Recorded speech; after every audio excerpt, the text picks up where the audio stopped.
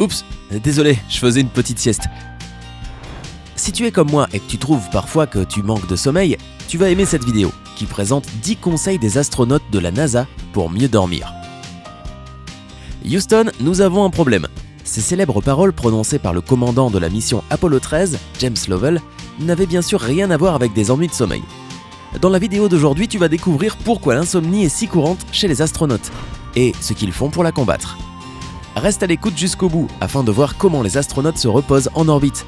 Tu peux nous croire, tu as bien de la chance de dormir dans un lit douillet.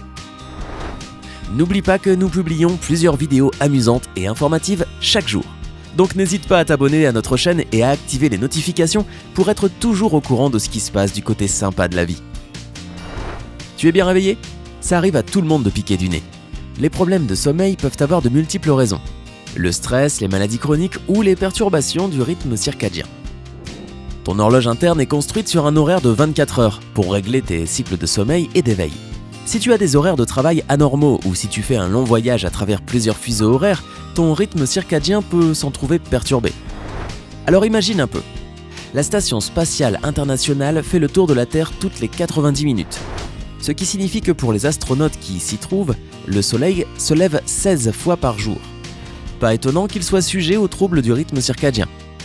Pour éviter l'impact négatif d'un sommeil de mauvaise qualité sur les aptitudes des astronautes, la NASA a plusieurs lignes directrices efficaces qui favorisent un sommeil sain.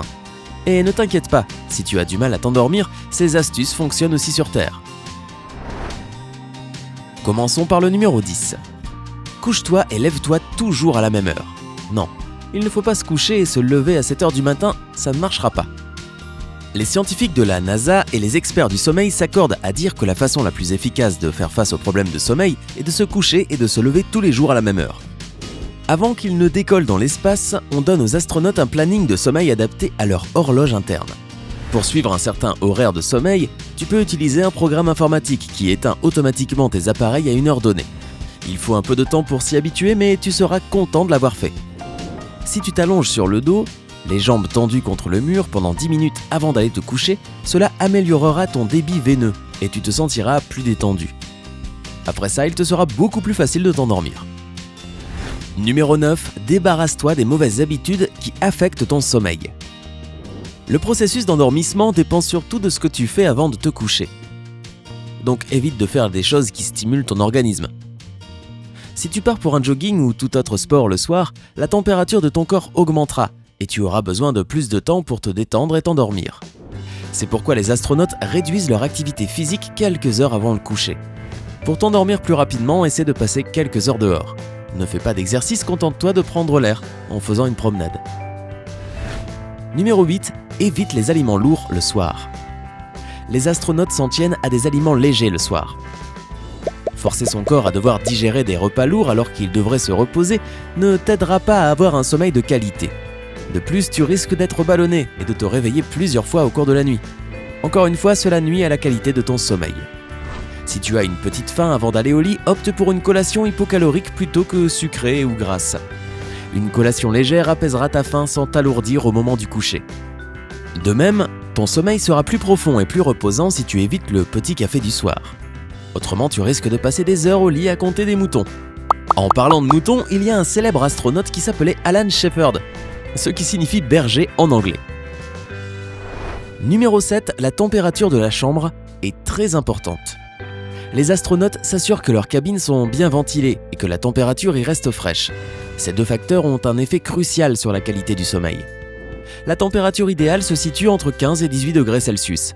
S'il fait plus froid ou plus chaud, procure-toi un climatiseur ou un radiateur. De plus, essaie d'aérer ta chambre régulièrement avant d'aller te coucher. Les pièces renfermées ne contribuent pas à un sommeil réparateur, même si elles sont assez fraîches. Numéro 6. Élimine les sources de bruit. Tous les astronautes de l'équipage ont leur propre cabine privée, afin qu'ils puissent bien dormir sans être dérangés par les bruits extérieurs. Un environnement calme est extrêmement important à la fois pour s'endormir rapidement et pour rester endormi toute la nuit.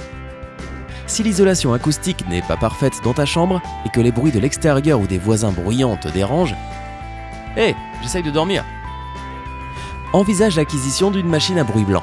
Cet appareil génère des bruits de fond apaisants ou des bruits de la nature qui étouffent les autres sons. il existe même des applications de bruit blanc pour smartphone. En parlant de ça, numéro 5, limite l'utilisation des appareils électroniques. La lumière bleue émise par ton ordinateur et ton smartphone affecte négativement ton sommeil. Cette lumière est 40% plus brillante que la lumière naturelle. Elle réduit la production de mélatonine, l'hormone du sommeil sécrétée par l'organisme. C'est pourquoi on peut rester debout très tard devant son ordinateur sans ressentir le besoin de dormir. Les astronautes de la NASA cessent d'utiliser leurs appareils électroniques 2 à 3 heures avant de se coucher. Si tu n'es pas prêt à suivre cette règle, utilise des lunettes avec des verres spéciaux ou installe une application qui contrôle la luminosité de l'écran selon le moment de la journée. Dès qu'il est assez tard pour envisager d'aller se coucher, la lumière de l'appareil devient plus chaude. Cela te permet de basculer en douceur vers le mode sommeil. Numéro 4. Choisis l'éclairage adéquat. L'éclairage de la station spatiale joue un rôle important dans les rythmes circadiens des astronautes. Les ampoules fluorescentes qui émettent une lumière bleue nuisible au sommeil ne sont pas utilisées dans les vaisseaux spatiaux.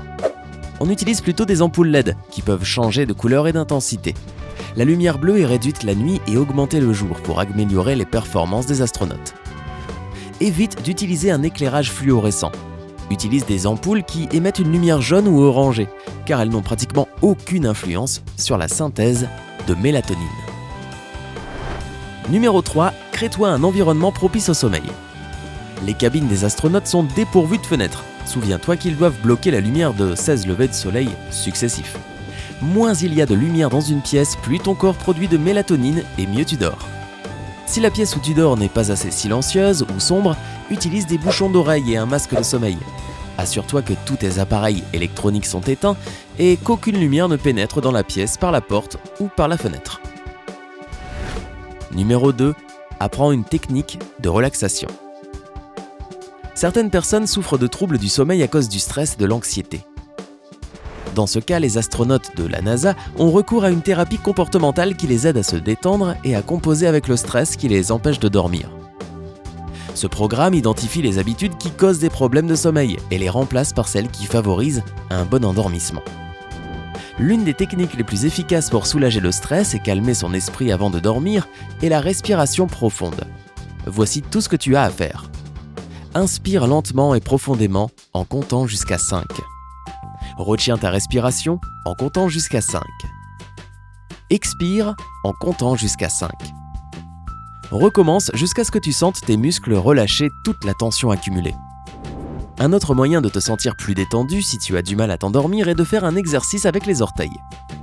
Recourbe tes orteils, maintiens-les recourbés pendant 10 secondes, puis détends-les et reste comme ça pendant 10 secondes supplémentaires.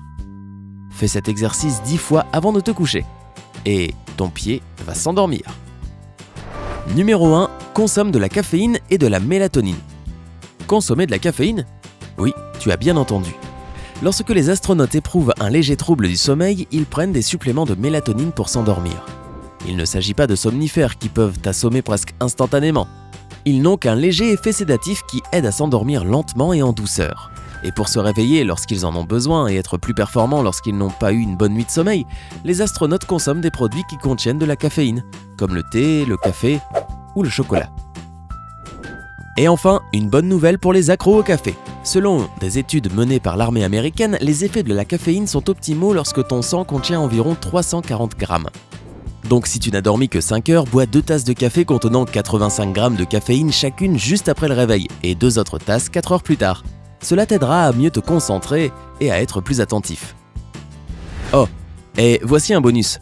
Comment les astronautes dorment dans l'espace ? Les astronautes ne dorment pas sur des lits comme nous le faisons sur Terre.